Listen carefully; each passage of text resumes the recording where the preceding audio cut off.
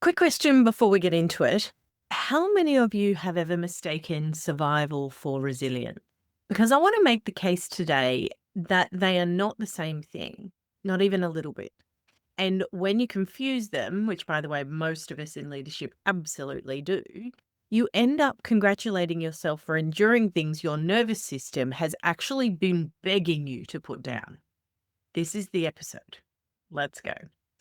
Welcome back to Unapologetic Edge, the podcast for leaders, coaches, and helping professionals who are doing it the hard way just because the hard way is what they know. I'm Philippa Scott, and today we're pulling apart two words that people, leaders especially, use interchangeably all the time: resilience and capacity. I want to show you why that word swap matters. It matters because it creates very different lives. And I'm watching a lot of brilliant, big hearted people build the wrong one. So let's start with resilience because I think we've lost what it actually means under all the conference keynotes about bouncing back stronger. Resilience is your ability to return, to recover, to bend without breaking, and then, and this is the bit people skip, to come back to center. Healthy resilience includes recovery, flexibility, adaptation, actual boundaries, support systems, and restoration. The word that matters most here is recovery. Resilience knows it's been through something. It says, that was genuinely hard, and I need to replenish before I go again. Resilience isn't toughness. Resilience is not being fine. Resilience is the full cycle, the challenge, and the coming back from it. If you skip the second half, that's not resilience, that's just running. Now, capacity. This one's trickier because it's less glamorous. Capacity is how much you can hold emotionally, mentally, physically, logistically. And here's the thing about capacity that no one tells you: it changes, not just week to week, but sometimes hour to hour. Capacity is influenced by sleep, grief, hormones, illness, stress load, your support network, cognitive load, and where you're at in your life stage. A leader carrying a team through a major change while managing a health issue or a family crisis does not have the same capacity they had 2 years ago. And that is not a personal failing. That is biology and circumstance doing exactly what biology and circumstance do. Capacity says, this is what I can realistically hold today, not aspirationally, not historically, today. Here's what I want you to notice. Resilience is about recovery. It's a process. Capacity is about the container. It's a state. Completely different mechanisms. And yet we smush them together and we act surprised when things overflow. Okay, so this is the bit I really want you to sit with, because this is where leaders in particular get into trouble. Many of us become incredibly resilient, like genuinely remarkable at recovery. We go through hard things, we come back, we go through hard things, we come back, and we are excellent at this. Leadership culture selects for this. Some of us have built entire identities around it. But quietly along the way, we've lost touch with capacity. The mantra sounds like this: I can handle it. I'll get through. I always do. People are counting on me. And those things might all be true. You probably will get through.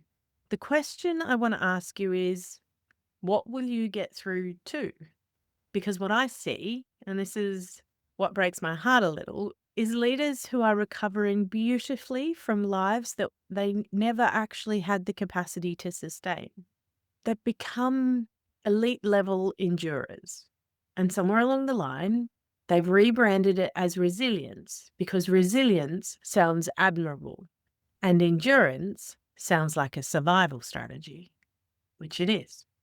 Now, I want to be fair here because the trap runs both ways. Resilience without respect for capacity becomes endurance. And that's what we've been talking about. You're recovering well from things you shouldn't have to keep recovering from. But capacity without resilience becomes fragility. If you're exquisitely aware of how full your container is, but have no ability to flex when life inevitably gets hard anyway, that's not self awareness. That's brittleness dressed up as self care. We need both. Enough resilience to move through genuine challenge, enough self awareness to know when the container is actually full, not stretched, not pushed, full.